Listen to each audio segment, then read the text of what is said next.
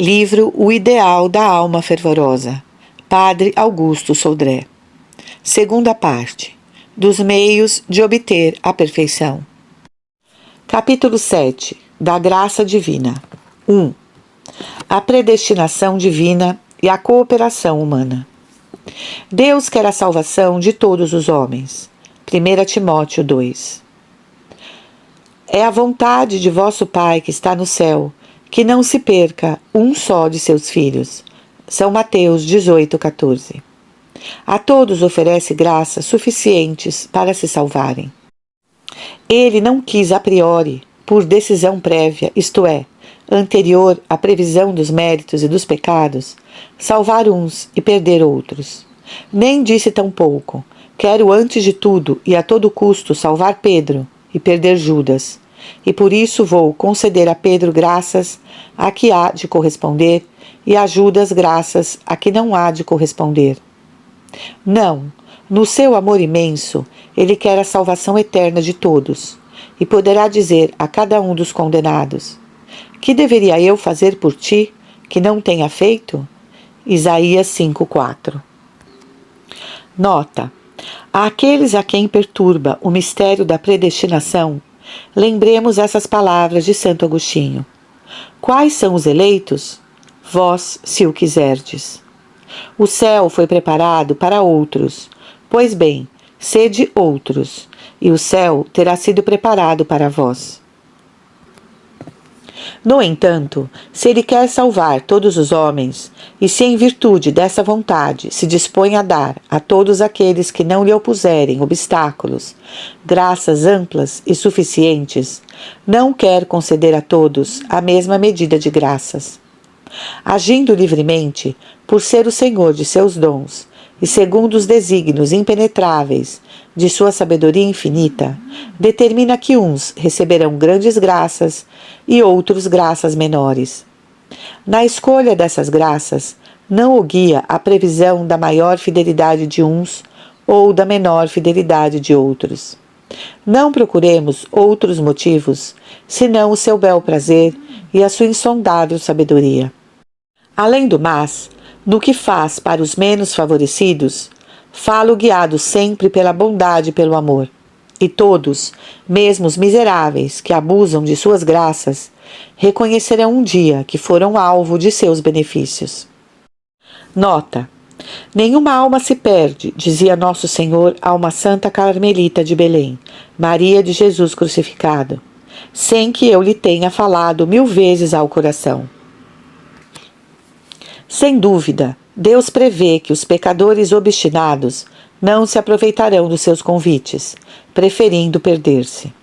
Ele mantém, apesar disso, o decreto que o chama à existência e pelo qual lhes dará tais e tais auxílios com os quais poderiam alcançar a salvação. Mantém-na porquanto ele, Senhor e soberano, não pode depender de seus súditos, nem ser tolhido e impedido em seus desígnios pela má vontade alheia. Não é possível que Deus seja obrigado, antes de conceder seus benefícios, a prostrar-se diante de suas criaturas e lhes perguntar humildemente de que graças estariam dispostas a se aproveitar. Nesse caso, diz São João Damasceno, seria o pecador quem havia de vencer a Deus, cujo poder limitaria.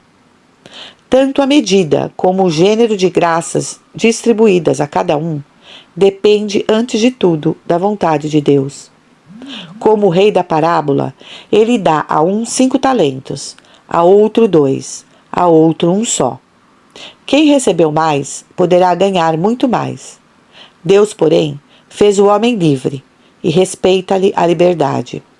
Ora, sendo livre, ele pode se aproveitar fielmente das graças divinas que se sucedem sem interrupção e se multiplicam segundo os desígnios primeiros da providência divina.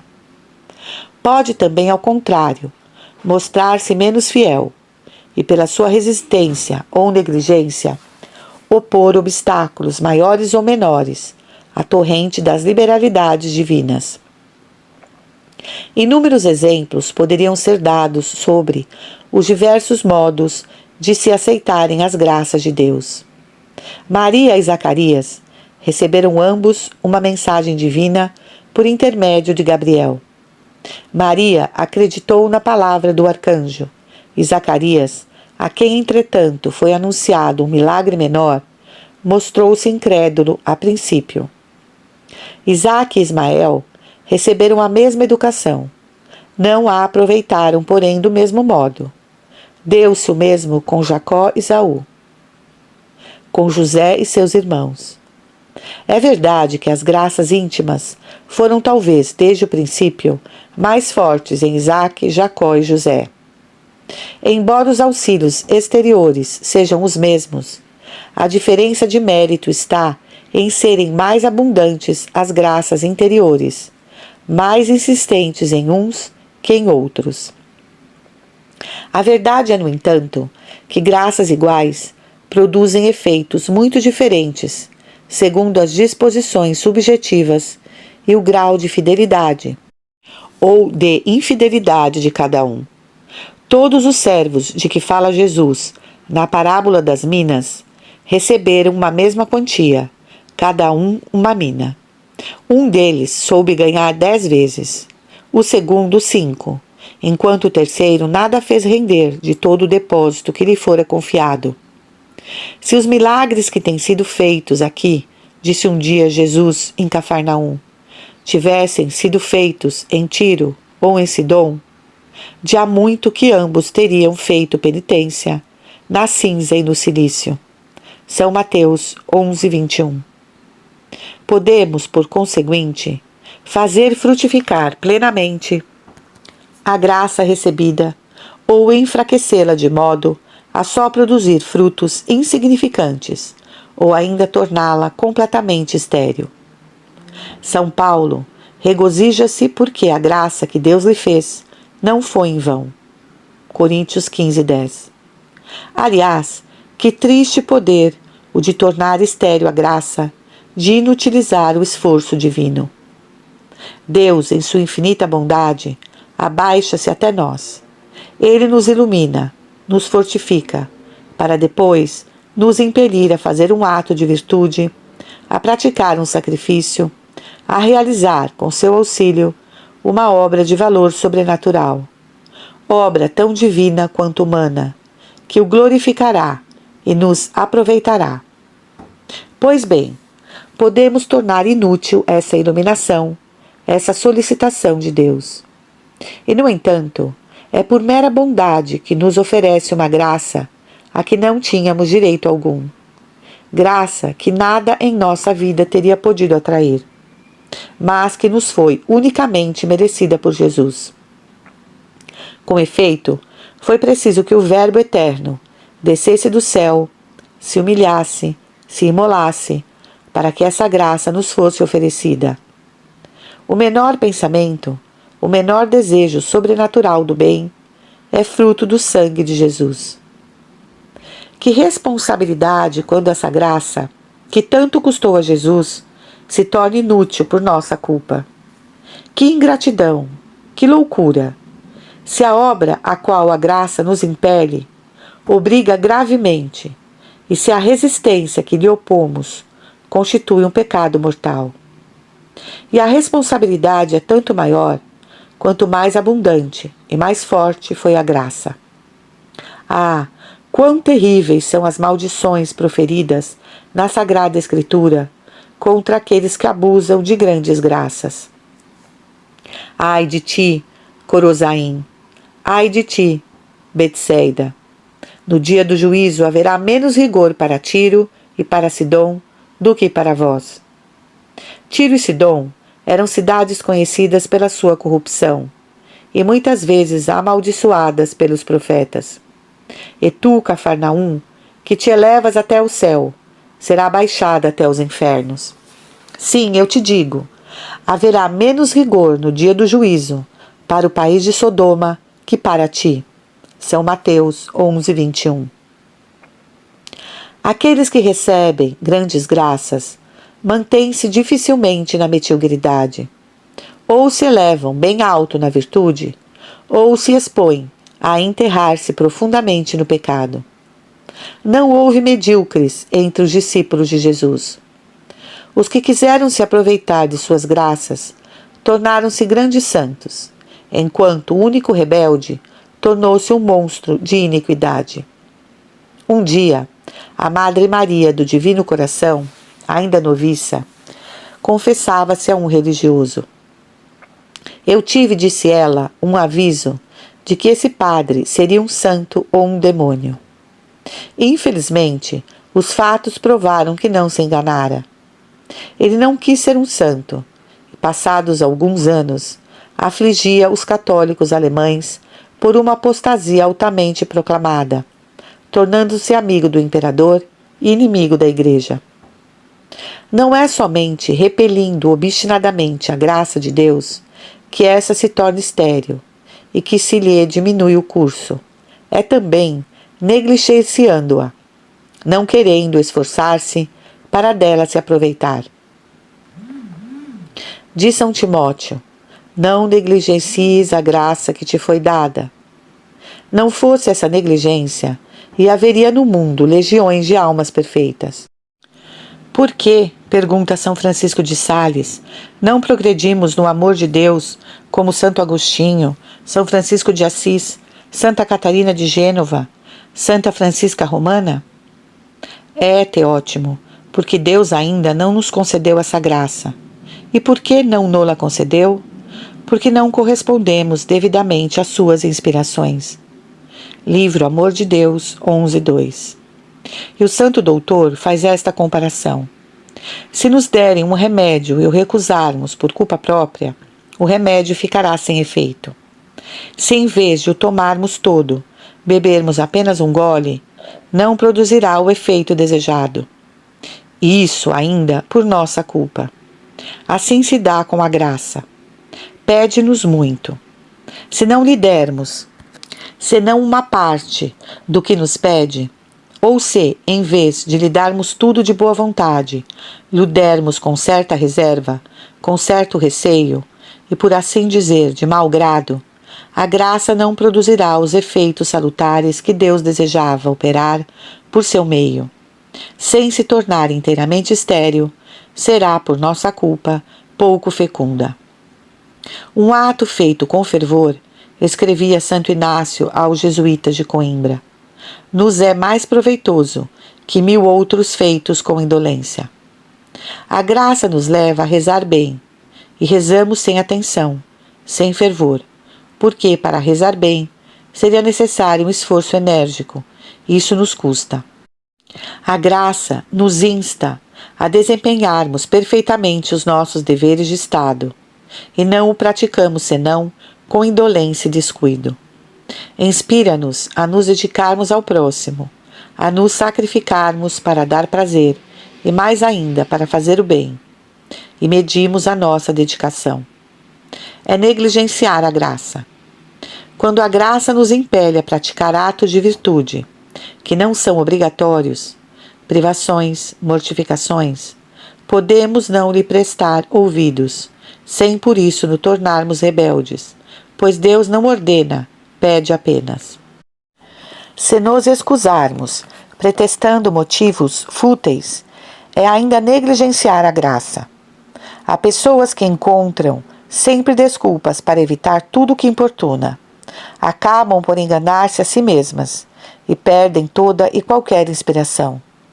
Aqueles que as dirigem surpreendem-se ante o pouco progresso dessas almas, que são, no entanto, pessoas de piedade e desejosas de perfeição. É que negligenciam as graças que lhes são concedidas.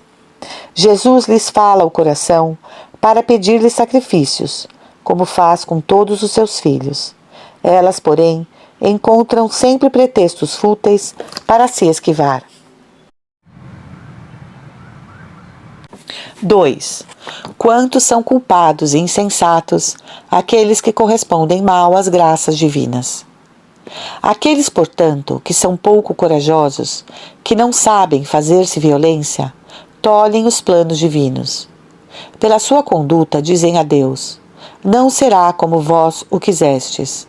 Chamando-me à piedade, dando-me todos esses conhecimentos, que não são dados à maior parte dos cristãos, oferecendo-me tantas graças, ao ponto de poder ou receber mais em um dia que outros em um ano, vós quisestes fazer de mim um cristão perfeito, e eu não quero senão uma alma vulgar.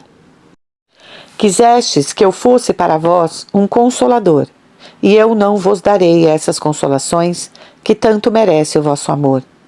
Quisestes que eu fosse um reparador, e eu não repararei os pecados dos outros, nem quero, mesmo neste mundo, fazer penitência pelas minhas próprias faltas. Quisestes que eu fosse aqui na terra, mas sobretudo no céu, durante a interminável eternidade, vosso amigo íntimo, e eu não o quero ser, contentando-me em ser um dos vossos servos. Vós perdereis, pois eu não vos renderei a glória que esperáveis de mim.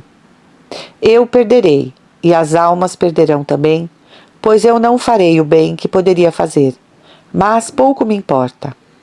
Para corresponder aos vossos desígnios, seria necessário fazer-me violência, mortificar o meu corpo, os meus gostos, reprimir a minha imaginação, conter as minhas palavras, renunciar-me constantemente. Custa-me demais. Prefiro viver suavemente e não me constranger tanto. Seria preciso, quando viessem as provações, as contradições, as humilhações, aceitar tudo por amor. Pois bem, eu não tenho essa coragem. Deixar-me-ei levar pela irritação ou pelo abatimento, cedendo à minha natureza, de preferência a combatê-la, em obediência à graça. Embora aqueles que negligenciam as graças de Deus não pronunciem essas palavras, seus atos falam por eles, e toda sua conduta revela semelhante linguagem.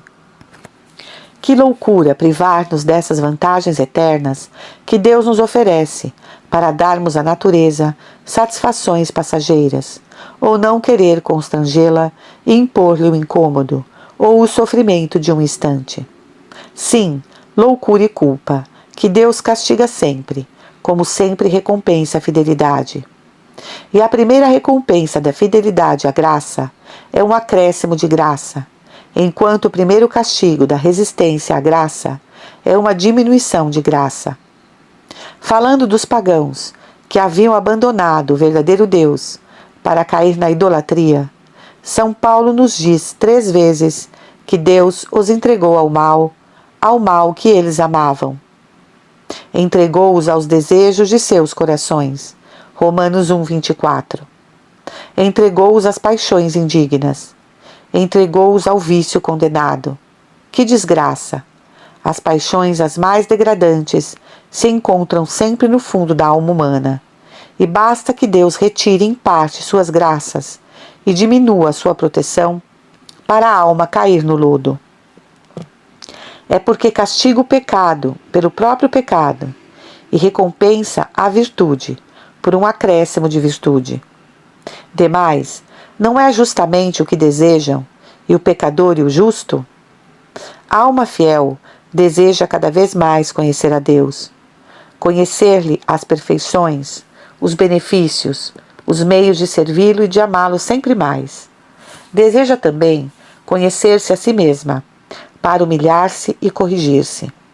Deseja crescer em virtude e em amor. A alma infiel não aprecia esses conhecimentos que lhe indicam um caminho que ela não quer seguir, e lhe apontam defeitos que não quer perceber e dos quais não quer corrigir-se.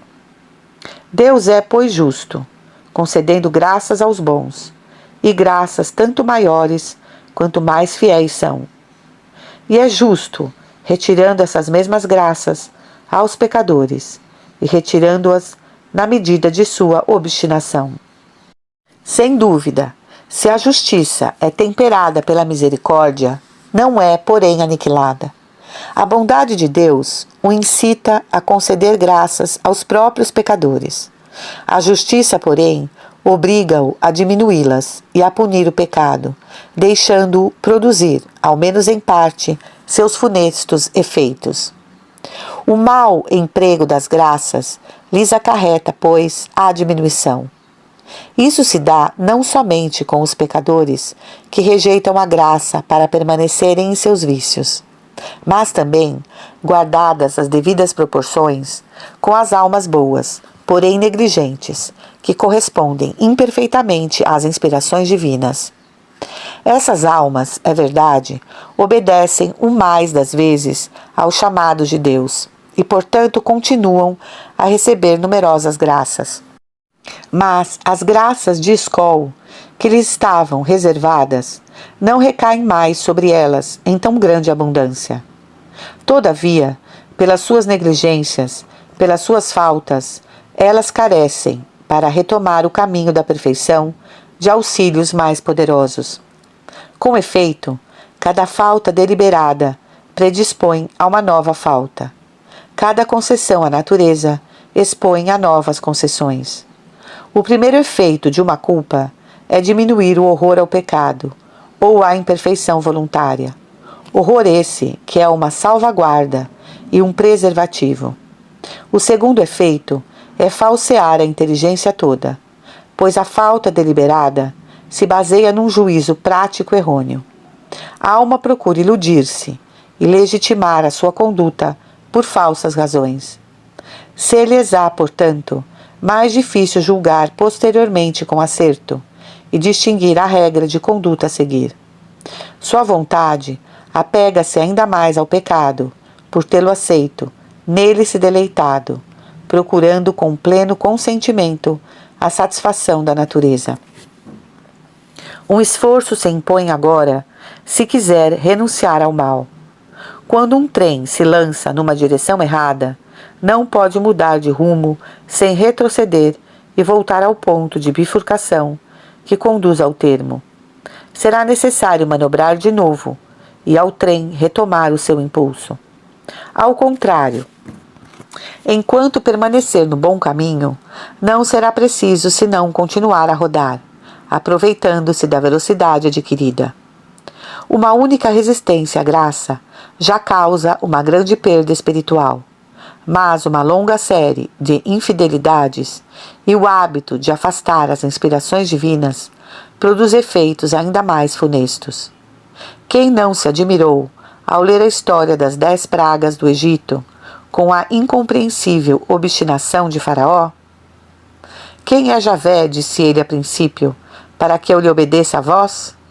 Eu não conheço o Senhor, e não deixarei partir o povo de Israel. Moisés desencadeia então sobre todo o Egito terríveis flagelos. As águas no Nilo se transformam em sangue. Os animais nocivos se multiplicam de uma maneira assustadora. Rãs e sapos, mosquitos e moscas. O granizo inutiliza as colheitas, fazendo perecer rebanhos e pastores. Os gafanhotos devoram o que o granizo poupou. Úlceras e pústulas aparecem. Densas trevas sobrevêm, enfim. Cada vez Faraó se perturba, faz promessas. Afastado, porém, o flagelo, retrata tudo quanto prometera. E só a 10ª praga, a morte dos primogênitos, consegue vencer-lhe a obstinação. E ainda, poucos dias depois de deixar partir o povo de Israel, muda de parecer e põe-se a persegui-lo. O seu coração devia ser duro como um rochedo, já que acontecimentos tão pavorosos não conseguiam movê-lo. Certamente esse monarca, que se mostrou tão rebelde às ordens de Deus, sufocara muitas vezes a voz de sua consciência. O arco, que o esforço do momento vergou, retoma sua forma. Assim também existe em cada um de nós uma disposição inerente, dominante, que é o efeito de nossos hábitos bons ou maus, que não muda facilmente e reaparece sempre que uma impressão passageira, uma influência feliz ou infeliz, um fato novo qualquer, a modifica momentaneamente. E assim, os pecadores voltam aos seus pecados, os medíocres à sua mediocridade, as almas fervorosas à sua habitual generosidade. Como são deploráveis as consequências do abuso das graças! Dessas resistências ao Espírito Santo provém principalmente a diferença, que aumenta todos os dias, entre os perfeitos e aqueles que não o são. A imperfeição não impressiona mais. A inteligência perde as suas luzes.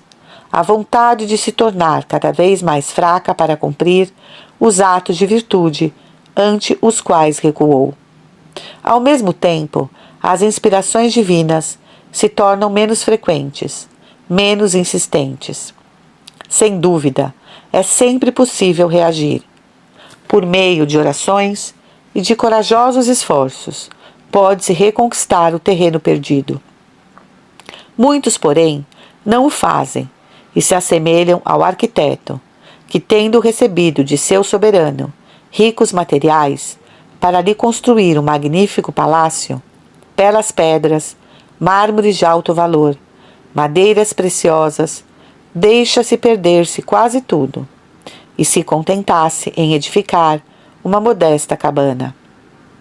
No juízo particular, será revelado a essas almas que se mantiverem longe da perfeição a qual eram convidadas, uma multidão de atos de fraqueza, de egoísmo, de sensualidade, de amor próprio, de impaciência que cometeram e que Deus não esqueceu. Já que tantas vezes ouvimos a voz do Senhor, não tornemos insensíveis os nossos corações. Sejamos sempre dóceis e entraremos um dia no repouso de Deus.